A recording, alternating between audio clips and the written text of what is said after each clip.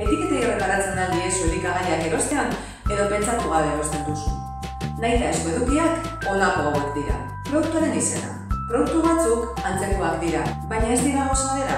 Adibidez, sukua eta nektarra, edo marmelada eta konfitura, edo jogurta eta esne postrea. Osagaiak. Denak dira garrantzitsuak. Erreparatu iezaiozu adibidez, erabilitako koipe motari. Ez da gauza bera, oliba olioa edo palma olioa.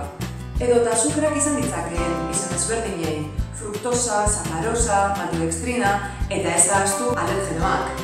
Fruitu lehorrak, glutena, esnea, arrautzak. Kantitate garbia. Ontziak, ez deizazula engaina. Etiketa nutrizionalak. Zer nutrientea ekarskizun jakiteko, ondo erreparatu. Hurrengo kontsumo bideo arte.